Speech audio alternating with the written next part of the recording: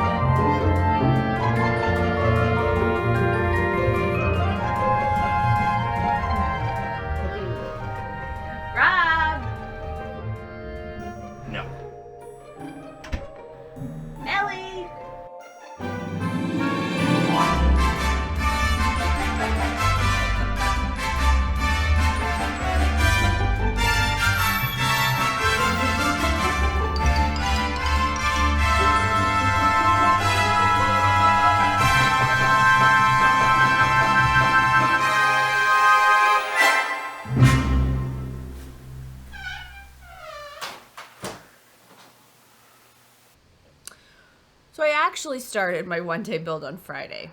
I gave myself the additional challenge of using what I had. Instead of going to the store or ordering things online and having to wait for them to come, I looked around and tried to decide what I could make with what I had. So I have been hoarding the Folkwear Edwardian Shirtwaist pattern. This is number 205. And I decided instead of doing the one with all the insertion lace that I would do the more solid view, which is view B. This one. She's giving you major bedroom eyes. So now here's how I actually did my one-day build. Okay, so I started first thing in the morning. This is my favorite grid tracing paper. And I'm going to trace out the pattern pieces onto the tracing paper so they don't have to cut the actual pattern pieces. This is kind of an extra step, but I've learned over the years it makes it a lot easier for me to reuse patterns, alter them, and just generally keep my patterns in good shape. So here you can see I'm just tracing out my size. I made the size large. The next step was to cut out my new pattern pieces onto my fabric.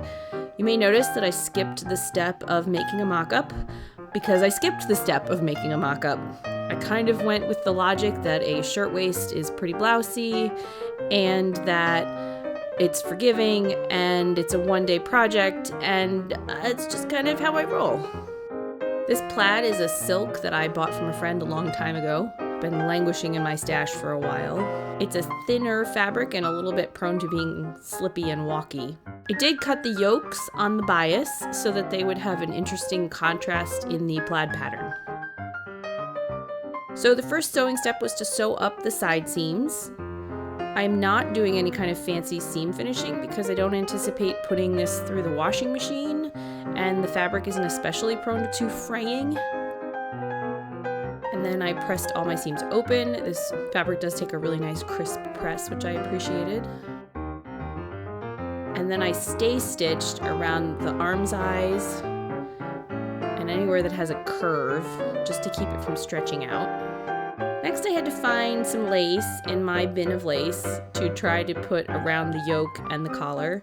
A lot of this lace was given to me, some of it was inherited. I narrowed it down to these two options, and in the end, the one on screen left won, only because it was already gathered and that required far less work. So I pre-sewed it around the edges of the yoke before I gathered and attached the front bodice piece to the yoke.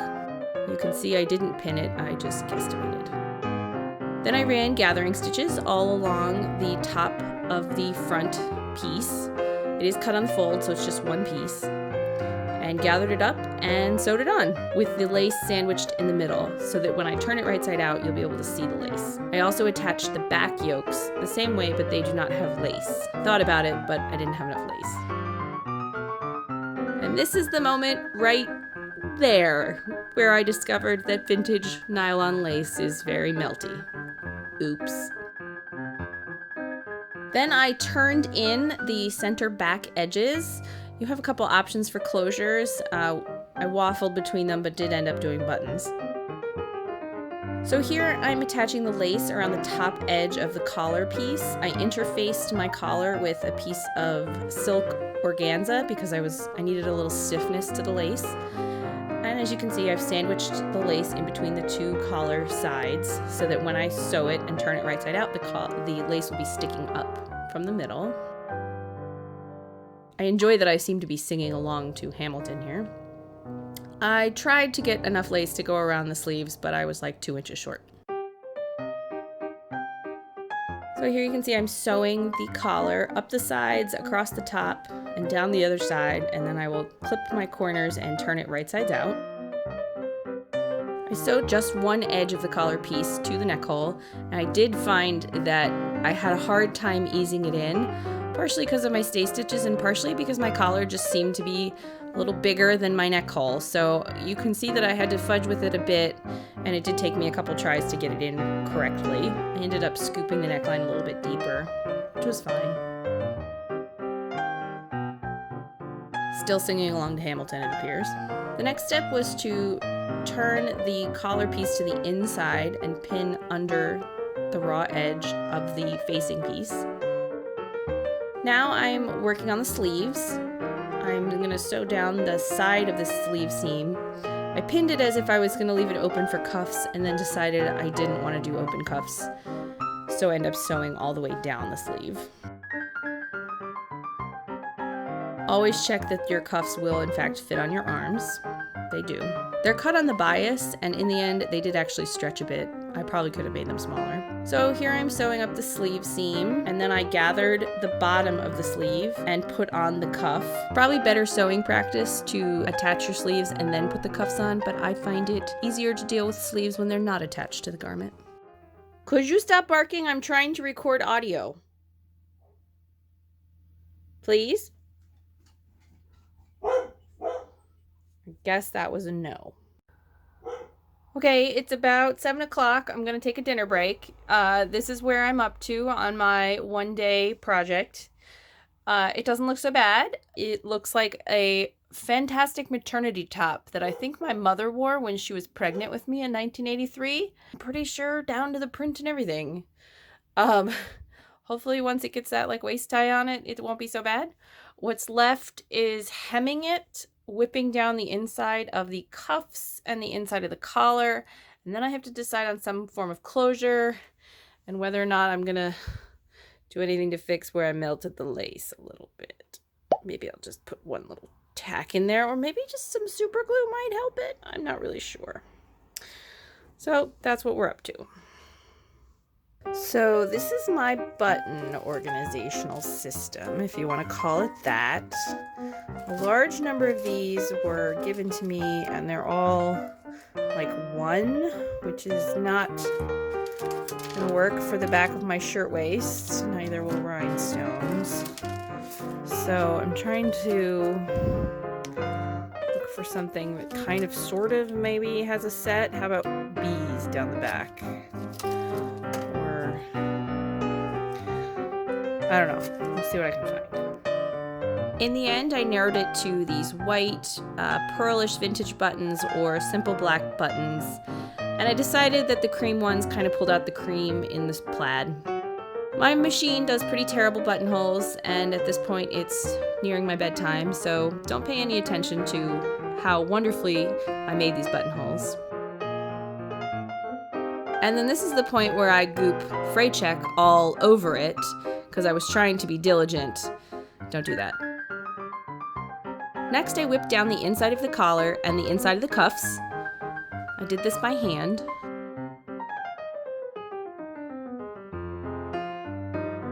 The back waist ties have a few gathering stitches and then the tie goes over it. The idea of trying to turn small tubes of fabric out of this slippery, slinky fabric didn't do it for me, so I ended up just using some twill tape I had. Alright, it is 9:45. We have finished it in one day. It's nothing amazing. And you're not going to see me wear it until tomorrow because I don't think the one-day build included putting a corset on at any point in the instructions.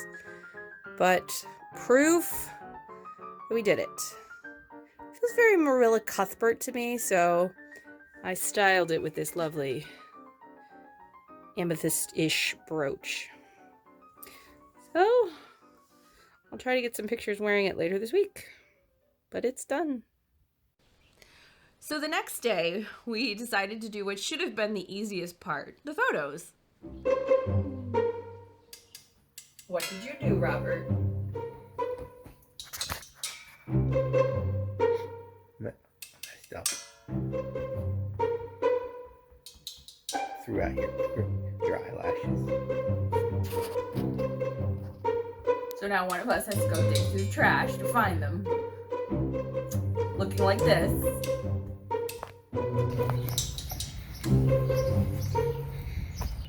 I might not care this much, I might just wear mascara.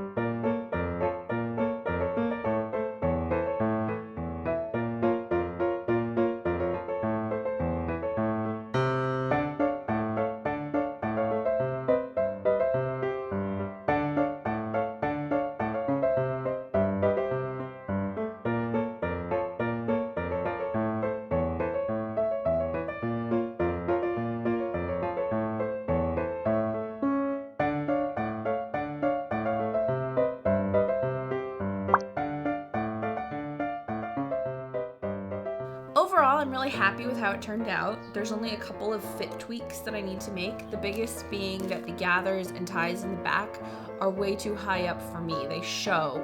But other than that, I'm really happy with how it turned out. It was pretty easy to put together. I would love to make this again in cotton calico. I have visions of doing like a Little House on the Prairie shoot. For some reason, the current world situation has really made me want to be Little House on the Prairie all the time. So I hope you like watching my one-day build project. Be sure to click that subscribe button and ring the notification bell so you don't miss any of my videos. I'd like to pretend I post consistently, but I really don't. Go look at the montage as to why it took me till Thursday to make this. Friday, whatever day it was. They're all blending together. Anyway, thanks for watching. Bye! I think there's a playlist going around of everybody else's. If you want to listen to my dog drink water, just hang out for a couple minutes.